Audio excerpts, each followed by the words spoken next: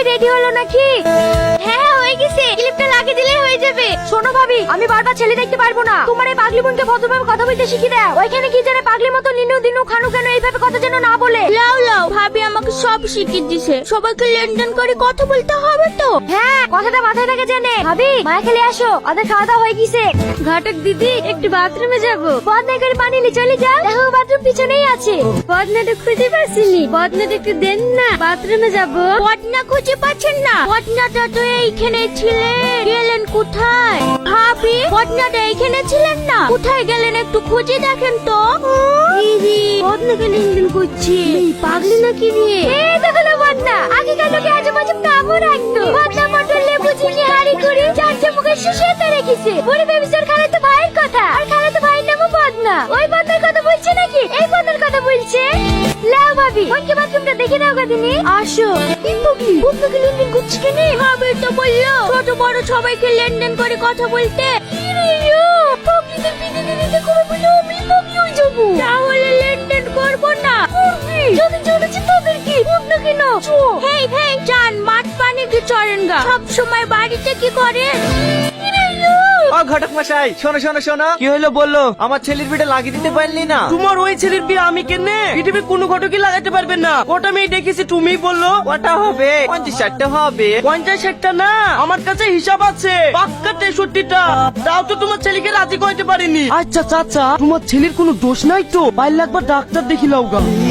সত্যি তুমি যদি বিয়ে দিতে পারো, আমি তোমাকে কথা দিছি আমার ডাঙ্গা মাঠে 2 বিঘে জমি তোমার নামে লিখে দেবো। আরে আপনি টেনশন করছেন কেন? আমাকে বিদায় তো দিয়েছেন মানে ধরলেন আপনার ছেলে কি হয়ে গেছে। আপনি রান্না করে কেন? আপনার বাড়িতে বউ নেই? না, আর 4 বছর হলো মারা গেছে।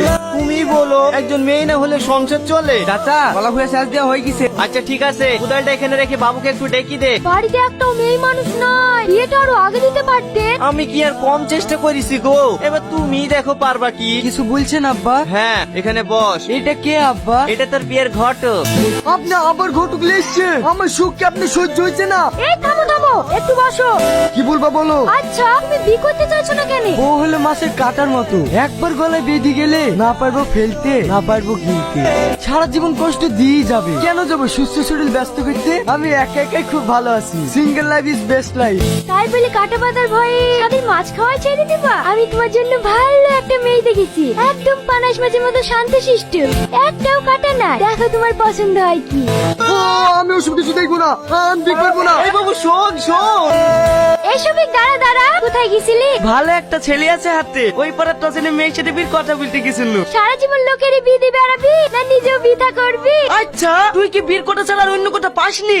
কি করবো বল? আমি এত ঘটক, একটা ঘটক হয়ে আর একটা ঘটকের মনে কষ্ট বুঝবো না, তাই কখনো হয়? হ্যাঁ হ্যাঁ, কত কষ্ট বোঝার লোক মনের কথা বুঝতে পারলে অনেক আগে প্রপোজ করে দিতি। কিরা কি ভাবছি? করবি করবি, হাতে ঐশ্বর্য রায়ের মতো সুন্দর একটা মেয়ে আছে, বললে করি ফেল। এরকম মেয়ে হাতছাড়া হয়ে গেলে আর পাবিনি। এই আমার বিলি তোর তো মাথা ব্যথা কেনে? তুই করগা না? হ্যাঁ করবো তো, হাতে সেরকম ছেলে আছে। না নয়, তোকে আর কদিন বলবো বলদিনি, একটা ছেলে থেকে দেন না। ঘটক হয়ে নিজের বিয়ের ঘটক তালি করা যা, তুই বল। আচ্ছা ঠিক আছে, তোর কেমন ছেলে পছন্দ বল।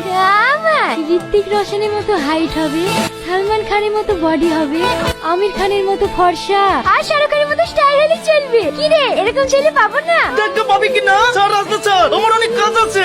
ওই কেমন নাক গেলে কি মনে হয় আমাদের বিয়ে হবে না?